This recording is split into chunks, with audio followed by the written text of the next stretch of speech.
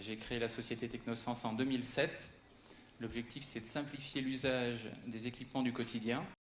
Et notre outil, donc l'affichage qui est sur la télé, la réaction de le petit outil qu'il a à sa disposition, c'est ce combiné qui fait téléphone, télécommande. Il vient s'adapter pour être le plus simple possible d'utilisation pour cet utilisateur en fonction de son besoin. Le groupe Apicil a été créé en 1938 par le regroupement d'institutions de prévoyance. C'est donc un groupe de protection sociale à but non lucratif.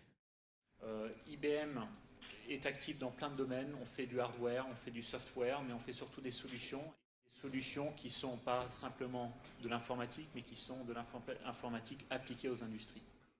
Savoir-faire, c'est la capacité d'acquérir une information en un lieu et la rendre disponible sur un système d'information. Et on a déployé ce système sur tout ce qui est télésurveillance de patients à domicile.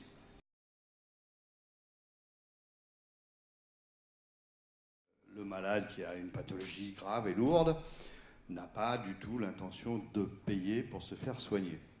Ça, c'est un fait.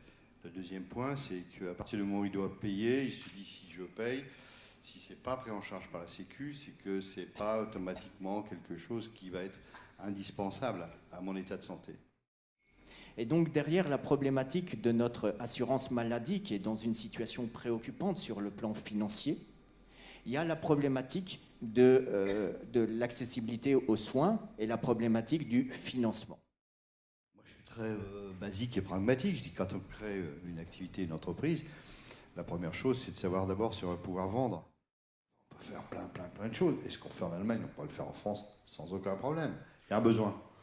Il y a un besoin et c'est générateur d'économie. On est vraiment dans un pays où la réforme n'est pas difficile, elle est quasiment impossible.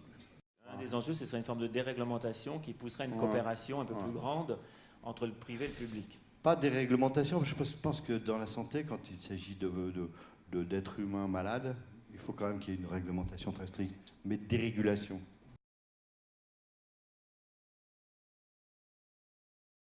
Les prédécesseurs ont démontré la faisabilité technologique, donc on sait qu'on peut acquérir de l'information et la mettre à disposition. Et maintenant, on arrive sur des déploiements qui sont plus en nombre. Donc on va valider un modèle médico-économique. Pour avoir un modèle économique, on voit bien qu'on n'est pas... il ne faut pas toucher à ce qui est électronique, mécanique, ou plasturgie, parce que ça, il faut fabriquer en grand nombre pour pouvoir réduire les coûts et pour que ce soit vendable. Pour cet utilisateur, en fonction de son besoin, pour faire du design pour soi, aller un peu plus loin que le design pour tous.